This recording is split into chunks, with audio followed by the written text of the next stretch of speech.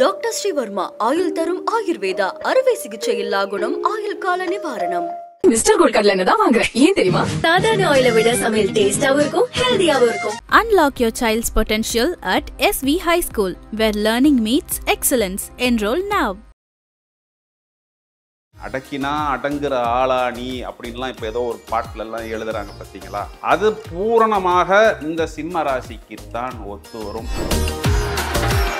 உடன் பிறந்தவர்களால் கொஞ்சம் அவ்வப்பொழுது, சிநேகிதர்களாலும் அவ்வப்போது கொஞ்சம் சின்ன சின்ன ஏமாற்றங்களை சிம்ம ராசிக்காரர்கள் சந்திப்பார்கள். இவர்களுடைய பெரிய ப்ளஸ் பாயிண்ட் என்னன்னா, தோல்விகளை கண்டு சுருங்க மாட்டார்கள். மற்றவர்களுக்கு உதவி செய்யக்கூடிய அமைப்பு என்பது இவர்களுக்கு டிஃபால்ட்டாகவே இருக்கும். இதுவே இவர்களுக்கு சில நேரத்தில் மைனஸ் பாயிண்டாகவும் அமைகிறது. 4ஆம் வீடு என்பது வீடு, வாகனம், மனை, தோட்டம், மாத்துர்ஸ்தானம், அம்மாவை குறிக்கிறது. ஒரு வீடு கட்டும் பொழுது தாயாருக்கு சின்ன சின்ன உடல்நிலை கோளாறு என்பதும் ஏற்படுவதற்குண்டான அமைப்பு ஏற்படும். இதை எப்படி சரி பண்ணிக்கலாம் அப்படிங்கிறதையும் நான் சொல்கிறேன். திருமண வாழ்வு என்பது இவர்களுடைய ஜாதகத்தை எடுத்து பார்க்கும் பொழுது இவர்களுக்கு 3ஆம் வீட்டில் உச்சம் என்பதனால் சிம்ம ராசிக்காரர்களுக்கான கீவேர்ட் அப்படின்னா என்ன? சிம்ம ராசிக்காரர்களுடைய மைனஸ் பாயிண்ட்டை நான் சொல்றேன். சிம்மராசி பெண்களுக்கும் இந்த விஷயத்தை நான் சேர்த்து தான் சொல்றேன். என்னன்னா, இவர்கள் தங்களுடைய ஆளுமையை எல்லா இடத்திலும் செலுத்தும் பொழுது இவங்க செய்யக்கூடாத விஷயங்கள், இவர்கள் செய்யக்கூடாதது அப்படின்னு சொன்னோம்னா, இவர்களுக்கு மற்றவர்களுக்கு வாங்கக்கூடிய கடன் அப்படிங்கிறது இவர்களுக்கு வரக்கூடிய யமன். ஐபிசி பக்தி நேயர்களுக்கு வணக்கம். இன்னைக்கு நம்ம கூட 23 வருட அனுபவம் உள்ள அஸ்ட்ராலஜர் வேல்சங்கர் அவர்கள் தான் இணைஞ்சிருக்காரு. வணக்கம். ஐபிசி பக்தி நேயர்கள் அனைவருக்கும் வணக்கம். இது வரைக்கும் ஒவ்வொரு ராசிக்கும் பிரம்மன் எழுதிய விதிப்படி அவங்களுடைய வாழ்வியல் எப்படி இருக்கும் நீங்க சொன்னதுக்கு மக்கள் அமோக வரவேற்பு கொடுத்துருக்காங்க. ஒவ்வொரு ராசியினருமே எங்களுக்கும் சொல்லுங்க பிரம்மன் எழுதிய விதிப்படி என்னென்ன பலன்கள் அப்படின்னு சொல்லியிருக்காங்க. ஸோ அந்த வகையில் இன்னைக்கு சிம்ம ராசிக்கு பிரம்மன் எழுதிய விதி என்ன அப்படின்றத சொல்லுங்க. பொதுநலன் கருதி நம்ம ஒவ்வொரு நபருக்கும் தனிப்பட்ட முறையில் பலன்கள் சொல்ல முடியாததுனால நம்ம இந்த பலன்களை கொடுக்குறோம். அதாவது அவர்களுடைய ஜனனகால ஜாதகத்தை வைத்துத்தான் பலன்கள் பூரணமாக தீர்ணிக்கப்படும் என்றாலும், இந்த வாழ்வியல் நடைமுறை வாழ்க்கை ஒவ்வொரு ராசிக்காரர்களுக்கும் எவ்வாறு அமைகிறது, அதாவது காலபுருஷ சக்கரம் என்பது மேஷ ராசியிலிருந்து தொடங்குகிறது. மேஷ ராசிக்கு 5வது ராசியாக இந்த சிம்ம ராசி வருகிறது. இது ஒரு ஆண் ராசி, நெருப்பு ராசி. இதன் அதிபதி சூரியன், உஷ்ண கிரகம். இந்த சூரியன் என்ற கிரகம் காலபுருஷ ராசியின் தொடக்கமான மேஷத்தில் உச்சமடைகிறது. அதாவது தனக்கு பாதகஸ்தானத்தில், தனக்கு பாக்கியஸ்தானத்தில் உச்சமடைகிறது. சூரியன் அப்படின்னா உங்களுக்கு தெரியும், ஒளி பொருந்திய பிரகாசத்தை கொடுக்கக்கூடியது, அட்மின் பவர் அப்படின்னு சொல்கிறோம் இல்லைங்களா? இந்த ஆளுமை சக்தி, தன்னை எந்த இடத்திலும் முதன்மைப்படுத்தி கொள்ளக்கூடியது தான் இந்த சூரியன். கொலோக்கியலாக சொல்லணும் அப்படின்னா, அடக்கினா அடங்குற ஆளா நீ அப்படின்லாம் இப்போ ஏதோ ஒரு பாட்டிலெல்லாம் எழுதுறாங்க பார்த்தீங்களா? அது பூரணமாக இந்த சிம்ம ராசிக்குத்தான் ஒத்து வரும். அனைவரையும் அரவணைத்து செல்வது, அதுதான் இவர்களுடைய பெரிய ப்ளஸ் பாயிண்ட்டு. இந்த 5வது ராசி அப்படின்னாவே இந்த கலைகள் மேல் ஈடுபாடு. அந்த 5ஆம் இடம்ங்கிறது நமக்கு இந்த கலைகள் மேல் ஈடுபாடு, காதல் வயப்படுவது, அது கூட இந்த 5ஆம் இடத்தை வைத்துத்தான் காலபுருஷ ராசிக்கு நம்ம சொல்ல முடியும். அதிகம் வலுவுடையது, யாரையும் எதிர்பார்க்காதது, அனைவரையும் அரவணைத்து செல்வது, தங்களுக்கு தோன்றுவதையே செய்வது, நண்பர்கள் மேல் அதிக ஈடுபாடு கொள்வது, இது எல்லாமே சிம்ம ராசிக்காரர்களுக்கு அதிகமாக பொருந்தும். உடன் பிறந்தவர்களால் கொஞ்சம் அவ்வப்பொழுது, சிநேகிதர்களாலும் அவ்வப்போது கொஞ்சம் சின்ன சின்ன ஏமாற்றங்களை சிம்ம ராசிக்காரர்கள் சந்திப்பார்கள். தங்களுக்கு தோன்றுவதை மட்டுமே இவர்கள் செய்வார்கள். இவர்களுடைய பெரிய ப்ளஸ் பாயிண்ட் என்னன்னா, இவர்கள் தோல்விகளை கண்டு சுருங்க மாட்டார்கள். ஒரு தோல்வி வந்துருச்சு அப்படின்னு முடங்க மாட்டார்கள். மீண்டும் மீண்டும் எந்திரித்து வந்து சூரியன் போல் பிரகாசமாக தங்களது ஆற்றலை வெளிப்படுத்தக்கூடிய அமைப்பு இவர்களுடைய வேலை. காலையில் எப்படி சூரியன் அந்த நேரத்துக்கு உதிக்குதோ அதை போல் இவர்களுடைய வேலையில் எப்பொழுதும் கச்சிதமாகவும் கரெக்டாகவும் இருப்பார்கள். பகல் நேரத்தில் தான் இவர்களுக்கு வலிமை அதிகம்.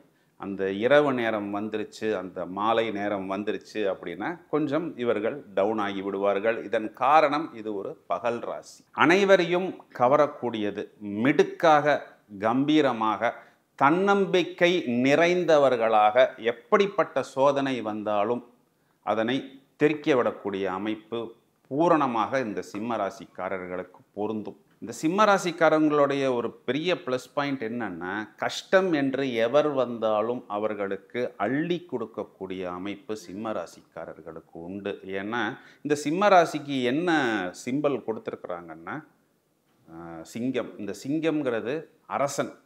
சிம்ம ராசிக்காரர்கள் ஒரு அரசன் தான்.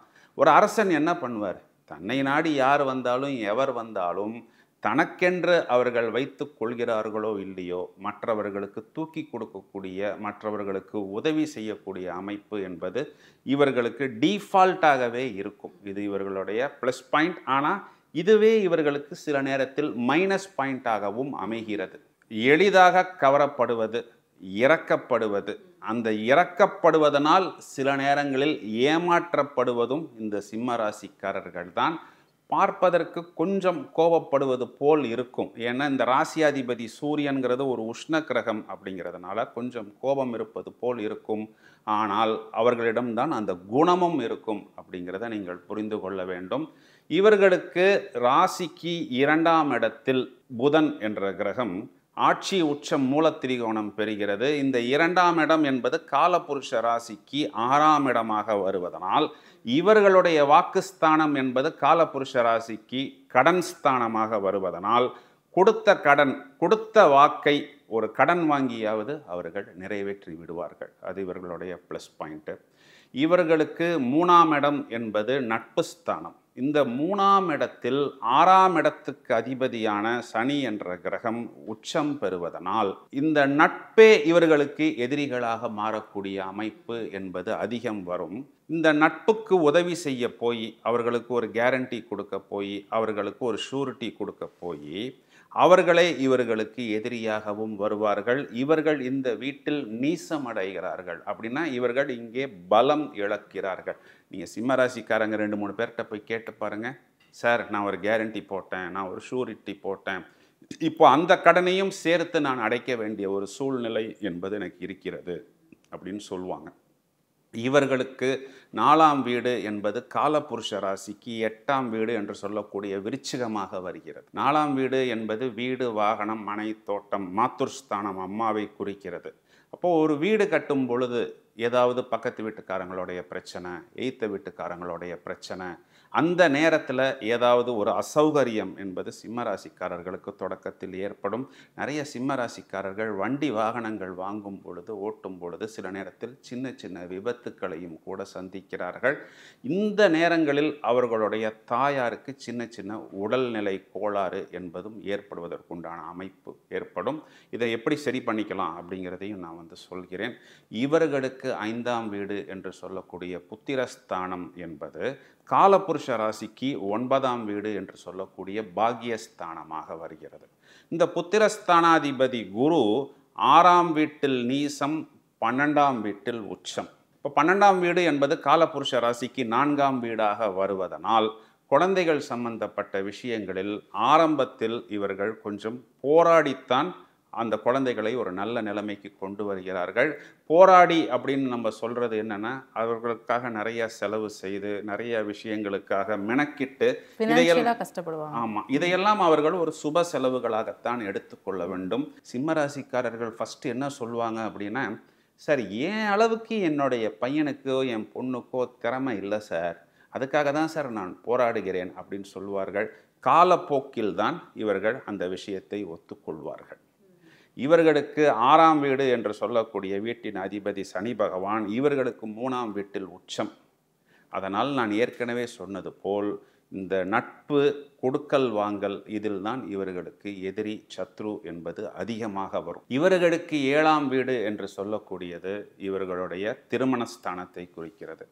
7ஆம் வீட்டின் அதிபதி 3ஆம் வீட்டில் உச்சம் என்பதனால் இவர்களுடைய லைஃப் பார்ட்னருமே நல்ல ஒரு கடினமான உடல் உழைப்பை வெளிப்படுத்தக்கூடியவர்கள். நிறைய சிம்ம ராசிக்காரர்களுக்கு திருமணம் ஆன பிறகு வாழ்வில் ஒரு நல்ல பிடிப்பு, ஒரு நல்ல திருப்பு முனை என்பது ஏற்பட்டிருக்கிறது.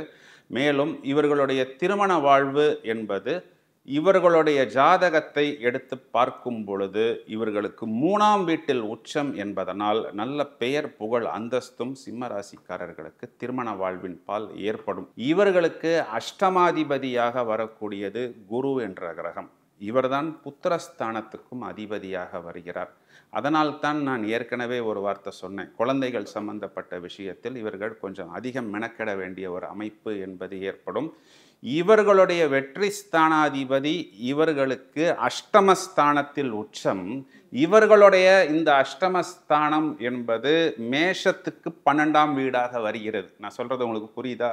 இவர்களுக்கு வெற்றி ஸ்தானாதிபதி சுக்கிரன், அவர் 8ஆம் வீட்டில் உச்சமடைகிறார். இந்த 8ஆம் வீடு என்பது மேஷத்திலிருந்து 12ஆம் வீட்டுக்கு விரயமாக வருவதனால் ஒரு பெரிய ஒரு தொகையை செலவு செய்தோ அல்லது ஒரு பெரிய ஒரு கடினமான உடல் உழைப்பை கொடுத்துத்தான் இவர்கள் அந்த வெற்றியை பெறுகிறார்கள். கஷ்டப்பட்டு தான் பெறுகிறார்கள்.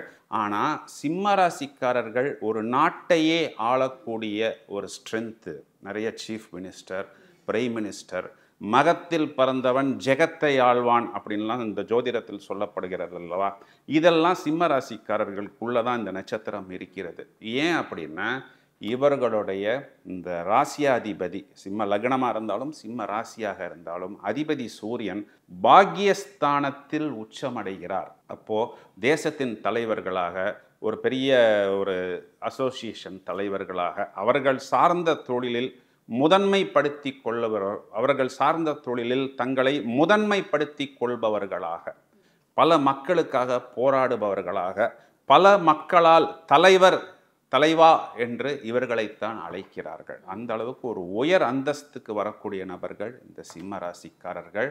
இந்த பாக்யஸ்தானமே இவர்களுக்கு பாதகஸ்தானமாக வருவதனால் இவர்களுடைய ஒவ்வொரு பாக்கியம், பெயர், புகழ், அந்தஸ்து ஒவ்வொன்றும் வரும் பொழுது அதற்கு அந்த எதிர்ப்புகளை இவர்கள் அதிகம் சந்தித்தாலும், எதிரிகள் எவராக இருந்தாலும் அவற்றை தெறிக்க விடக்கூடிய ஆற்றல் என்பது சிம்ம ராசிக்காரர்களுக்கு உண்டு. இறுதி வெற்றி என்பதை இவர்கள் பெறுவார்கள். ஆரம்பத்தில் ஒரு தோல்வி வந்தாலும், அதன் மூலம் ஒரு வம்பு வழக்கு வந்தாலும், அது இவர்கள் மற்றவர்களுக்கு உதவி செய்துதான், அந்த ஹெல்ப் பண்ணி தான் அந்த பிரச்சனை வந்தாலும் இறுதி வெற்றியை சிம்ம ராசிக்காரர்கள் அடைவார்கள். சிம்ம ராசிக்குடைய பெரிய பிளஸ் பாயிண்ட், இவர்களுடைய லக்னாதிபதி 9ஆம் வீடு என்று சொல்லக்கூடிய பாக்யஸ்தானத்தில் உச்சம் பெறுவதும், பாக்யாதிபதி 6ஆம் வீட்டில் உச்சம் பெறுவது என்பதும், எதிரிகள், எதிர்ப்புகள் எவராயினும் அவற்றை தெரிக்க விடக்கூடிய ஆற்றல் என்பது இந்த சிம்ம ராசிக்காரர்களுக்கு பூரணமாக இருக்கு. இந்த சூரியன் என்ற கிரகம் இவர்களுக்கு ஒரு வலுவை கொடுக்கும் பொழுது these people will become very independent, omnipresent, omnipotent, self-radiant. Their presence will be felt everywhere. எல்லா இடத்திலும் தங்களை முதன்மைப்படுத்தி கொள்ளக்கூடிய ஆற்றல் என்பது இவர்களுக்கு இயல்பாகவே உண்டு. தனித்து தெரியப்படுவார்கள். Very creative. காலில் சுடுதண்ணி ஊற்றினா எப்படி நம்ம பரபரப்பாக இருப்போமே, அதை போல் இவர்கள் எப்பொழுதுமே இருந்து கொண்டிருப்பார்கள். இவர்களுடைய விரயஸ்தானாதிபதி என்று சொல்லக்கூடிய சந்திரன் என்பவர் இவர்களுக்கு 10ஆம் இடம் என்று சொல்லக்கூடிய தொழில் ஸ்தானத்தில் உச்சமடைவதனால் மேலோட்டமாக தொழிலில் ஒரு விரயம் என்பது ஏற்பட்டாலும் பின்னாளில் இவர்கள் அதில் வெற்றி அடையக்கூடிய அமைப்பு என்பது உண்டு. மேலும் இவர்களுக்கு ஜீவனாதிபதி என்று சொல்லக்கூடிய சுக்கிரன் என்பவர் 8ஆம் இடத்தில் உச்சம். இந்த 8ஆம் இடம் என்பது 10ஆம் இடத்துக்கு 11ஆம் இடம் என்று சொல்லக்கூடிய லாபஸ்தானமாக வருகிறது. இவர்களுக்கு லாபஸ்தானாதிபதி என்று சொல்லக்கூடிய இந்த புதன் என்ற கிரகம் மேஷத்துக்கு 3ஆம் வீடாக வருவதாலும், இந்த புதன் என்பவர் இவர்களுக்கு 2ஆம் வீட்டில் ஆட்சி உச்சம் மூலத்திரிகோணம் அடைவதனாலும் இவர்கள் இந்த தகவல் தொடர்பு, கம்யூனிகேஷன்ஸு, நிறைய சிம்ம ராசிக்காரர்களில் அரசாங்கத்தில் கீ போஸ்ட்டு, இந்த மாதிரி இடங்களில் நம்ம இவர்களை பார்க்க முடியும். எங்கிருந்தாலும் அந்த இடத்தை அலங்கரிப்பவர்கள், எல்லா இடங்களிலும் புகழ் பெறுபவர்கள், எல்லாருக்கும் நிறைய விஷயங்களை நன்றாக செய்யக்கூடியவர்கள், மற்றவர்களுக்கு செய்தே அதிகம் திருப்தி அடையக்கூடிய நபர்கள் இந்த சிம்ம ராசிக்காரர்கள். இந்த சிம்ம ராசிக்காரர்கள் மிகவும் உண்மையாக நடப்பார்கள். இவர்களை நாம் பராக்கிரமம் நிறைந்தவர்களாக, பலம் நிறைந்தவர்களாக, நல்ல மோட்டிவேட்டர்ஸாக நம்ம இவங்களை பார்க்கலாம். ஒரு டீம் இருக்கும் பொழுது அந்த டீம் லீடர் அப்படின்னு சொல்கிறோம் பார்த்தீங்களா, அவர் இந்த சிம்மராசியில் பார்க்கலாம். எல்லா இடத்திலும் இவர்கள் தான் முதன்மை. இவர்களுக்குள் இருக்கக்கூடிய சுகங்களையோ துக்கங்களையோ இவர்கள் எடுத்துக்கொள்ளும் பொழுது அந்த துக்கங்களை மற்றவர்களிடம் ஷேர் பண்ண மாட்டார்கள். ஏன்னா அந்த துக்கத்தை நம்ம ஷேர் பண்ணினா அவர்கள் அப்செட் ஆவார்கள். அப்படிங்கிறதுனால இவர்களுடைய சுகங்கள் மட்டும் இவர்கள் மற்றவருக்கு ஷேர் பண்ணக்கூடிய ஒரு பெக்யூலியர் பாயிண்ட் இந்த சிம்ம ராசியில் நாம் பார்க்க முடியும். ஆட்சி அதிகாரத்தை அலங்கரிப்பவர்கள் இந்த சிம்ம ராசிக்காரர்கள். சார், இப்போ இந்த சிம்ம ராசிக்காரங்களுக்கான கீவேர்ட் அப்படின்னா என்ன? சிம்ம ராசிக்காரர்களுடைய மைனஸ் பாயிண்ட்டை நான் சொல்கிறேன். அந்த மைனஸ் பாயிண்ட்டை நம்ம ப்ளஸ் பாயிண்ட்டாக மாற்றிட்டோம்னா அது கீவேர்டு. புகழ்ச்சிக்கு மயங்காதது. இப்போது சிம்மராசிக்காரர்கள் கலைகளில் அதிகம் பார்க்க முடியும். ஏன்னா மேஷத்துக்கு 5வது வீடாக வருகிறது. ஏதாவது ஒரு கலை மேல் ஒரு ஈடுபாடு நிறைய சிம்மராசிக்காரர்களுக்கு இருக்கும். ஒரு கலைஞன் அப்படின்னா அவனுக்கு அந்த சம்பளத்தை விட அந்த பாராட்டு தான் அவனுக்கு பெரிய சன்மானமாக இருக்கும். அப்போது இவர்களை நம்ம புகழும் பொழுது என்ன பண்ணுவார்கள், இவர்கள் இறங்கி விடுவார்கள், இலகி விடுவார்கள். அதனால் எந்த ஒரு விஷயத்தையும் அவர்கள் செய்து கொடுப்பார்கள். அது நல்லது தான். ஆனால் தனக்கு மிஞ்சி தானே தானம் தர்மம். இந்த புகழ்ச்சிக்கு மயங்காமல் இருந்தால், இப்போல்லாம் எல்லாருமே ரொம்ப ஷார்ப்பாக இருக்கிறாங்க. இவங்க நம்மளை செயற்கையாக புகழ்கிறாங்களா இல்லை அவங்க மனசுலேருந்து பேசுகிறாங்களா அப்படிங்கிறத எல்லாரும் ஈஸியாக ஜட்ஜ் பண்ணிடுறாங்க. இருந்தாலும் இந்த ஒரே ஒரு விஷயத்தை இவர்கள் மேலும் பக்குவப்படுத்தி கொண்டால் ஒரு நிகரற்ற வெற்றி என்பதை இவர்கள் அடைய முடியும். சில மைனஸ்லாம் இருக்கு இல்லையா, அதுக்கு ஏதாவது பரிகாரங்கள்லாம் இருக்கு அதை போக்கிக்கிறதுக்கு? 2 விதமாக நீங்கள் பரிகாரம் எடுத்துக்கணும். இது சிம்மராசி பெண்களுக்கும் இந்த விஷயத்தை நான் சேர்த்து தான் சொல்கிறேன். என்னென்னா, இவர்கள் தங்களுடைய ஆளுமையை எல்லா இடத்திலும் செலுத்தும் பொழுது சில நேரத்தில் நம்ம அந்த விஷயத்தை சொல்லும் பொழுது அது அவங்கள கொஞ்சம் ஹர்ட் பண்ணாமல் கொஞ்சம் விட்டு கொடுத்து கொஞ்சம் இறங்கி போனால் இது வாழ்வியலில் அவர்களுக்கு நடைமுறை ரீதியாக நல்ல வெற்றியை கொடுக்கும். இவர்களுக்கு பரிகாரம் என்று வந்தால், இவங்க ராசிக்கு 5வது ராசி தனுஷ் ராசி. அதனால் தனுஷுக்கு அதிபதி குரு வழிபாடு செய்வதும், இவர்களுக்கு 9ஆம் வீட்டுக்கு அதிபதி செவ்வாய் முருக வழிபாடு செய்வதும், இவர்கள் லக்னம் ராசிக்கு அதிபதியாக சூரியனுக்கு உண்டான சிவ வழிபாடு செய்வதும் இவர்களுக்கு ஒரு நல்ல பரிகாரமாக இருக்கும். இப்போ சிம்மராசி பெண்களுக்கான அந்த குணநலன்கள் எப்படி? சிம்மராசிக்கு 7ஆம் வீட்டுக்கு அதிபதி சனி பகவானாக வருவதனால் இவர்களளவுக்கு ஸ்பீடாகவோ சுறுசுறுப்பாகவோ இவர்கள் கணவனை எதிர்பார்க்க கூடாது. இந்த விஷயத்தில் அவங்க கொஞ்சம் விட்டு கொடுத்து போனாங்க அப்படின்னா இவர்களுடைய திருமண வாழ்வு என்பது மேலும் நல்ல ஒரு சக்ஸஸ்ஃபுல்லாக வரும். குறிப்பாக சிம்மராசி பெண்கள் வியாபாரத்தில் ஈடுபடும் பொழுது ஒரு நிகரற்ற வெற்றியை எளிதாக பெற முடியும். அது இவங்களுடைய ஒரு பெரிய ப்ளஸ் பாயிண்ட். இப்போ இந்த தொழில் சிம்மராசிக்காரங்க பண்ணினா ரொம்ப நல்லா இருக்கும் அப்படின்ற விஷயங்கள் அதான் அரசாங்கம் சம்பந்தப்பட்டது அனைத்துமே இவர்களுக்கு ஃபர்ஸ்ட் சாய்ஸ். சிம்மராசிக்கு அதிபதி என்ன? சூரியன் ஆத்மாவை குறிக்கக்கூடியது. அப்போது அந்த உடலை, மெடிக்கல் சம்மந்தப்பட்ட அனைத்து ப்ரொஃபஷன். ராசி அதிபதி உச்சமடைகிறது செவ்வாய். அப்போது அந்த இன்ஜினியரிங் சம்மந்தப்பட்டது, கட்டிடம் சம்மந்தப்பட்டது, மெட்டல்ஸ் சம்மந்தப்பட்டது, இந்த மாதிரி பெரிய பெரிய ஐபிஎஸ் ஆஃபீஸர்ஸ், ஐஏஎஸ் ஆஃபீஸர்ஸ்லாம் நிறைய சிம்ம ராசியில் நம்ம பார்க்க முடியும். தொழில்நுட்பம் சம்பந்தப்பட்ட அனைத்து விஷயங்களும் இவர்களுக்கு நல்ல கை கொடுக்கும். ஏன்னா இவர்களுக்கு தனம் வரக்கூடிய இந்த 2ஆம் வீடு அப்படிங்கிறது புதனுடைய ஆதிக்கத்தை குறிக்குது. இந்த புதன் என்பவர் நோவல் டெக்னாலஜி, மெர்க்குரி. அதனால் தொழில்நுட்பம் சம்பந்தப்பட்ட அனைத்து விஷயங்களும் இவர்களுக்கு நல்லா கை கொடுக்கும்.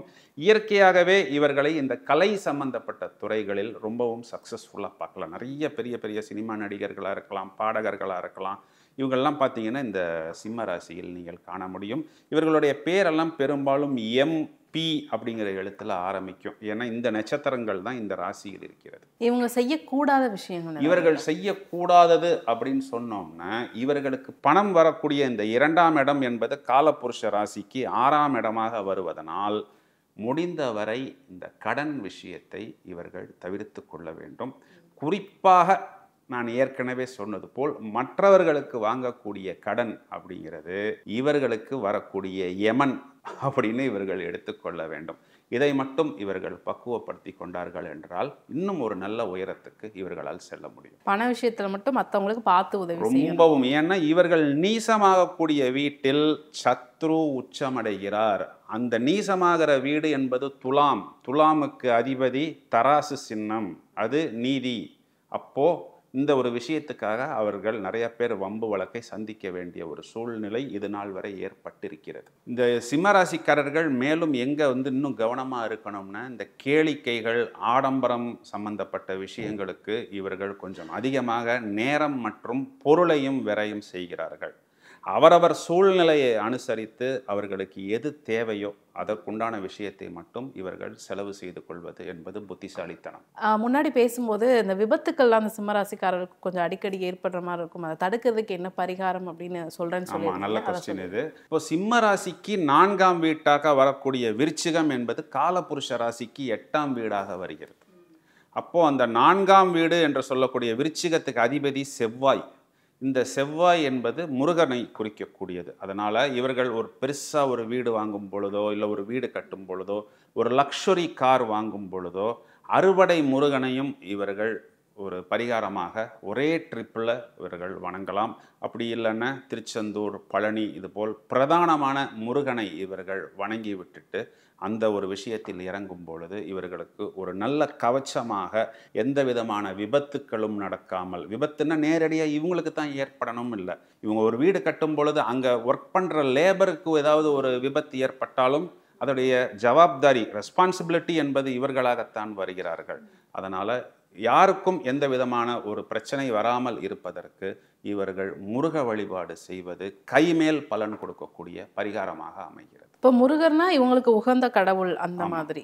சிம்மராசிக்காரங்களுக்கு சிம்மராசிக்கு முருகன் ரொம்பவும் ஒரு நல்ல பாசிட்டிவ் வைப்ரேஷன்ஸை கொடுக்கக்கூடிய அமைப்பாக வருகிறது. இவ்வளோ நேரம் நிறைய விஷயங்கள் சொன்னீங்க. வேற ஏதாவது இன்னும் ஸ்பெஷலாக சிம்மராசிக்காரங்களுக்கு இருக்கா? சிம்மராசிக்காரர்கள் கொஞ்சம் உடல் உஷ்ணம் அதிகம் பொதுவாகவே. அதனால் இரவு நேரத்தில் ரொம்ப நேரம் கண் முழிப்பதை இவர்கள் தவிர்க்க வேண்டும். தேவையான இயற்கை வைத்தியங்களை அவர்கள் எடுத்துக்கொள்ளலாம். ரொம்பவும் இந்த இரவு நேரத்தில் முழிச்சிருக்கும் பொழுது சில பேருக்கு இந்த கண்ணாடி போட வேண்டிய அமைப்பு என்பது இந்த உஷ்ணத்தினால் கூட ஏற்படும். அதனால் அவர்கள் தங்களை பத்திரமாக பார்த்து கொள்ள வேண்டும். நான் ஏற்கனவே சொன்னது போல் சிம்மம் என்பது ஆரம்பத்தில் ஒரு சின்ன தோல்வியை, ஒரு வம்பு வழக்கை சந்தித்தாலும் கண்டிப்பாக இறுதி வெற்றி என்பதை இவர்கள் பெறுவார்கள். இவர்களுக்கு ஜாதகத்தில் இந்த ராசியாதிபதி சூரியன் வலு பெற்றிருக்கும் பொழுது மாணிக்கம் என்ற ஒரு ரத்தினத்தை இவர்கள் அணிந்து கொள்ளலாம். ஏன்னா அவர்களுக்கு நிறைய பாசிட்டிவ் வைப்ரேஷன்ஸை கொடுக்கும். சிலப்பதிகாரம் புக்கில் என்ன எழுதுறாங்க அப்படின்னா, கண்ணகி தனது கால் சிலம்பை எடுத்து தூக்கி போடும் பொழுது அதிலிருந்து மாணிக்க பரல்கள் தான் வெளியில் வந்ததா அதில் எழுதியிருக்கிறாங்க. ஸோ அந்த மாணிக்கம் என்பது மனிதருள் மாணிக்கம் அப்படின்னு நம்ம தலைவர்களையே சொல்கிறோம். நிறைய பேருக்கே மாணிக்கம்லாம் பேர் வச்சிருக்கிறாங்க. ஸோ சிம்மராசிக்காரர்களுக்கு நல்ல ஒரு பாசிட்டிவ் வைப்ரேஷன்ஸை இந்த மாணிக்கம் என்ற ரத்தினம் இவர்களுக்கு கொடுக்கும். ஒருவேளை இந்த சிம்மராசி குழந்தைகள் கொஞ்சம் கோபம் அதிகம், கொஞ்சம் பிடிவாதம் அதிகம், என்னது அவர்களுடைய இயற்கை சுபாவம் அவ்வாறு இருந்துச்சுன்னா அவங்களுக்கு ஒருவேளை அவங்க டேட் ஆஃப் பர்த்தில் நம்பர் 6 இல்லைன்னா மஞ்சள் புஷ்பராகத்தை அணிந்து கொள்வதன் மூலம் அவர்களுடைய அந்த பிடிவாத சுபாவம், கோபம் என்பது அனைத்தும் அடங்கி ஒரு நல்ல கான்சன்ட்ரேஷன் சப்ஜெக்டில் அவர்களுக்கு ஏற்படும். நிறைய விஷயங்கள் சிம்மராசிக்காரர்களுடைய வாழ்வியல் எப்படி இருக்கும், அவங்களோட ப்ளஸ் மைனஸ் என்ன, அவங்களுக்கான பரிகாரங்கள் என்ன அப்படின்ற நிறைய விஷயங்கள் எங்களோட பகிர்ந்துக்கிட்டீங்க. ரொம்ப நன்றி. ஐபிசி பக்தி நேயர்கள் அனைவருக்கும் நன்றி. டாக்டர் ஸ்ரீவர்மா ஆயுள் தரும் ஆயுர்வேதா அறுவை சிகிச்சை இல்லா குணம், ஆயுள் கால நிவாரணம். மிஸ்டர் கோல்ட் கடலை எண்ணெய் தான் வாங்குறேன். ஏன் தெரியுமா? சாதாரண ஆயிலை விட சமையல் டேஸ்டாவும் இருக்கும், ஹெல்தியாவும் இருக்கும். Unlock your child's potential at SV High School, where learning meets excellence. Enroll now.